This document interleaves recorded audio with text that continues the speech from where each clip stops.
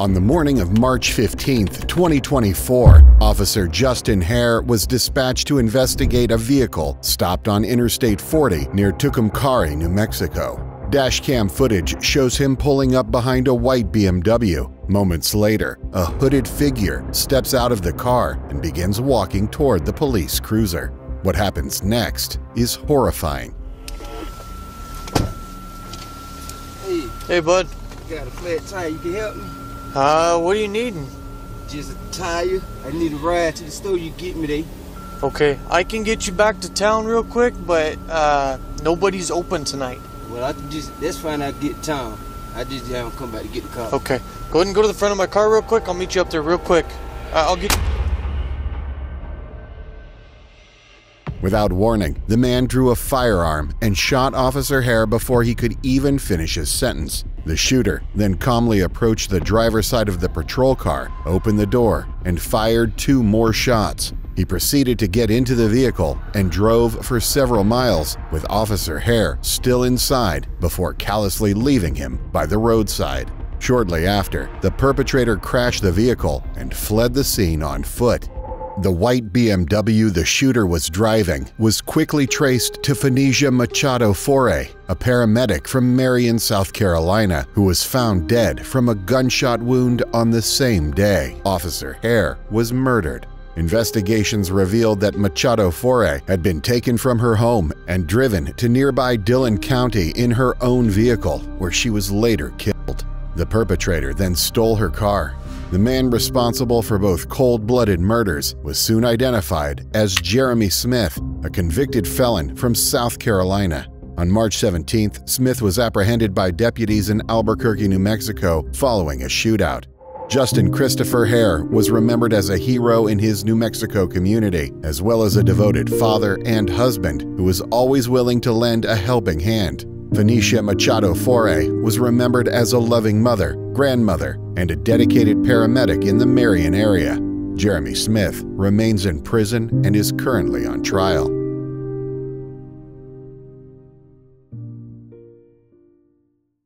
David Katz was a 24-year-old professional gamer from Baltimore, Maryland, known for his skills in Madden, a multiplayer video game based on the NFL. Competing under the username Bread, he won several tournaments, including the Buffalo Bills Madden Club Championship in February of 2017, where he took home $10,000 as prize money.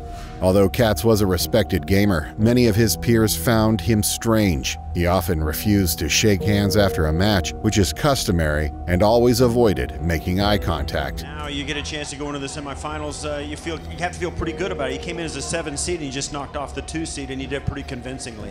Yeah, I don't think of myself as a 7 seed. I think personally I'm one of the better players, and I like to let my game prove that. Many assumed he was simply socially awkward, but it was later revealed that Katz suffered from multiple psychiatric disorders and had been prescribed antipsychotic medication. Throughout his life, he had been placed in psychiatric facilities several times, but he was not considered a danger to the public. However, Katz would soon prove otherwise. On August 26, 2018, Katz competed in a Madden tournament at the GLHF Game Bar located at the Jacksonville Landing, a shopping and entertainment complex in downtown Jacksonville, Florida. The tournament, boasting a $25,000 prize for the winner, attracted gamers from across the country. However, despite the excitement to see who would emerge victorious, the event took a tragic turn before a winner could be crowned. During the live stream, while players were deep in competition, something terrifying occurred. Got a lot of good games going on. It's a lot. It's going to be hard to get them on stream. It's not a lot. It's not a tough out to do.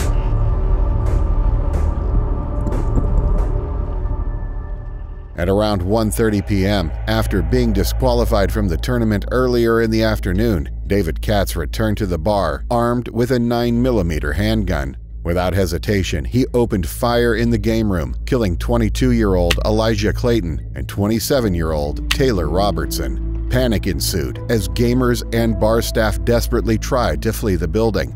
Katz continued shooting, injuring 11 others before ultimately turning the gun on himself. Following the incident, the shooting drew widespread attention, both in the gaming community and nationwide due to its disturbing nature.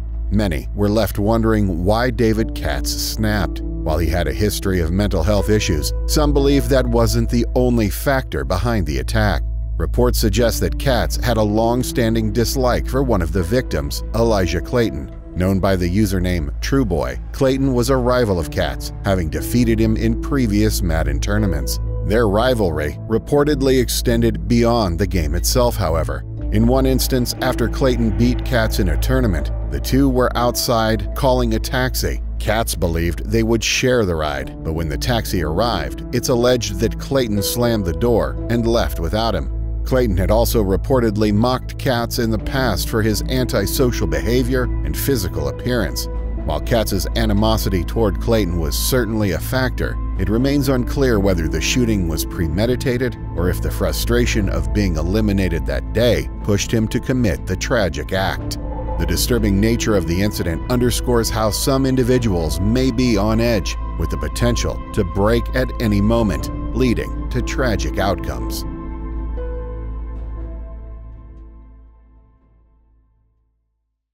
Gregory Allman was an American rock legend best known for performing in the Allman Brothers Band with his brother, Duane Allman. In 2014, a biographical film directed by Randall Miller titled Midnight Rider went into production, intended to tell the story of Allman's life. On February 20th, 2014, the film crew was shooting a scene on a narrow bridge with train tracks spanning the Altamaha River near Jessup, Georgia. The planned scene involved actor William Hurt, who portrayed Allman, lying on a hospital bed placed on the train tracks. Raw footage from that day shows William Hurt positioned on the bed in the middle of the bridge. What happens next is terrifying. Suddenly, a crew member spots a train hurtling towards the bridge at 55 miles per hour. The crew's cameras capture the chaos as everyone scrambles to escape the tracks, with the train closing in each passing second.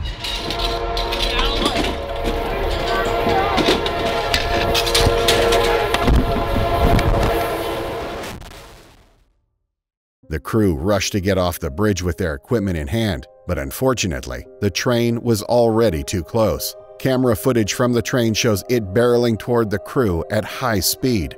Tragically, they didn't make it off the bridge in time, and assistant camerawoman Sarah Jones was struck, losing her life instantly. 7 other crew members were also injured in the impact. Emergency responders were soon called to the scene, but it was already too late for Sarah Jones.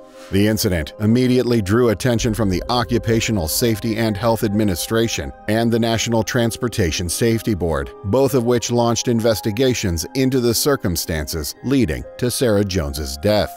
Their findings revealed that the film's producer, Randall Miller, had been warned multiple times by CSX, the railway company operating the line, that the tracks were active and filming was not permitted.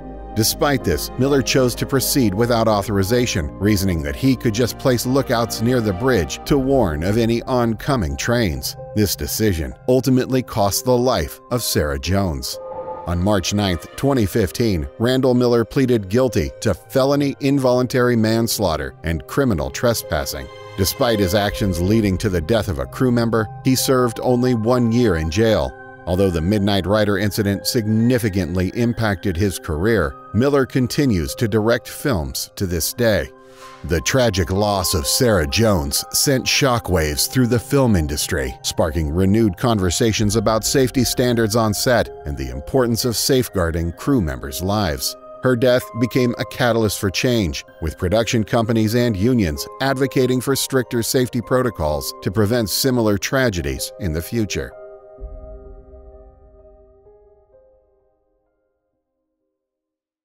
Ivan McGuire was an experienced parachutist with over 800 jumps. In April 1988, he was tasked with filming a tandem jump from 10,500 feet at the Franklin County Sport Parachute Center in North Carolina. Footage from that day captured by a camera mounted on McGuire's helmet shows him leaping from the helicopter moments before the instructor and student he was meant to film. Focused on setting up his camera, McGuire made a fatal mistake. He had forgotten his parachute. The video chillingly captures McGuire attempting to deploy his parachute shortly after the instructor and student, only to realize he wasn't wearing one. Although the video doesn't have audio, his panic is visible as he realizes his error. The rest of the video shows McGuire hurtling toward the ground, completely helpless. Shortly after the jump, McGuire's body was found approximately 1 mile from the Franklin County airfield. Rescue and recovery teams arrived quickly, but there was nothing they could do. The footage was immediately reviewed as part of an investigation, which confirmed that McGuire had exited the helicopter without a parachute due to a lapse in procedural checks. In the days following the incident, McGuire's story drew extensive media attention. The video from McGuire's helmet was initially withheld, but it was later released. It has since become widely referenced in skydiving and parachute safety classes as a haunting reminder of the critical importance of pre-jump safety checks. The footage itself is deeply unsettling, capturing McGuire's awareness as he plummeted toward his inevitable fate. One can only imagine the thoughts racing through his mind in those final moments, fully conscious of his impending end as he fell towards the ground.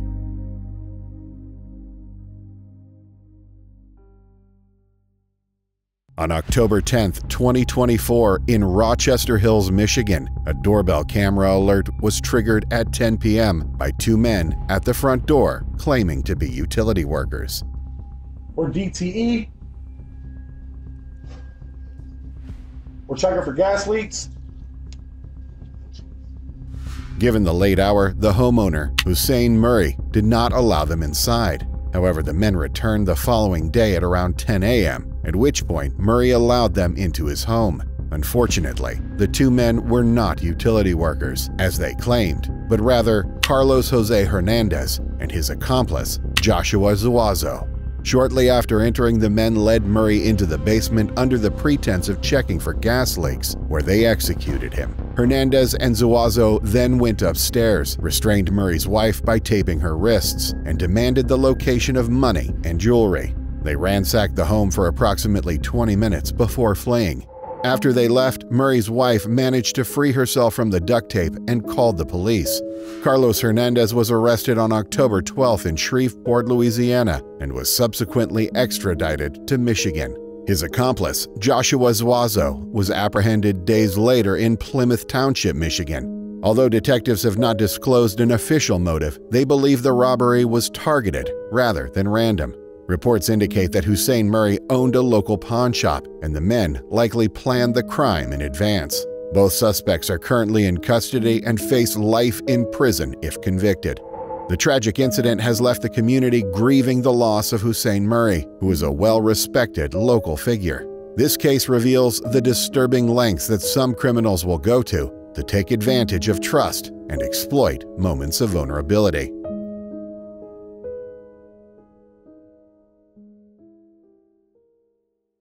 Missy Bevers was a fitness instructor from Texas who held early morning boot camp classes at a church in the city of Midlothian for several years. On April 18, 2016, she was scheduled to teach a class there at 5 a.m. Shortly after the class was set to begin, a student arrived at the church but couldn't find Missy. After searching the building, the student tragically discovered her body on the floor with multiple head injuries. Police were called immediately, and an investigation of the crime scene began soon after.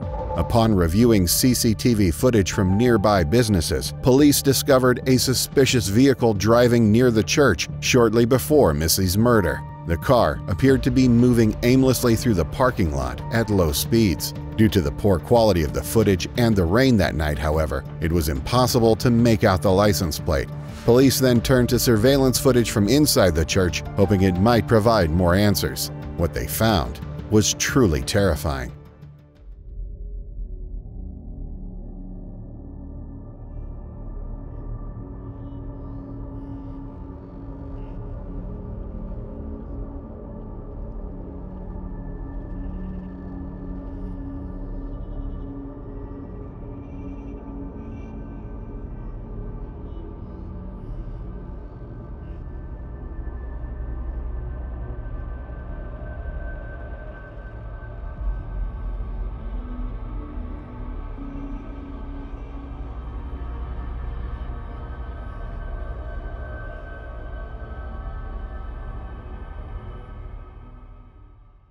Footage from inside the church captured a figure dressed in what appeared to be a SWAT uniform and tactical gear, fully concealed from head to toe. Although police identified this person as their suspect, the video's quality and the suspect's attire made it impossible to determine their gender or other distinguishing features. Initially, police considered burglary as a motive, but with nothing missing from the church and Missy's belongings untouched, this theory was dismissed. As the investigation progressed, police suggested that Missy had been targeted and that the suspect might have recorded the murder on a smartphone. Despite extensive inquiries, police were unable to identify who would have a motive for such a personal attack on Missy. Her relatives, including her husband and father-in-law, who were aware of her schedule, all had alibis. However, police did discover that Missy had received a message from an unknown man on LinkedIn 3 days before her death, which was described as creepy and strange. Although not much else is known about the message, police believe it may have come from the killer and that Missy might have unknowingly been in contact with the person who would ultimately end her life. As of today, the case remains unsolved and the unknown killer is still at large. The CCTV footage from inside the church stands as one of the most haunting pieces of evidence from an unsolved murder ever recorded.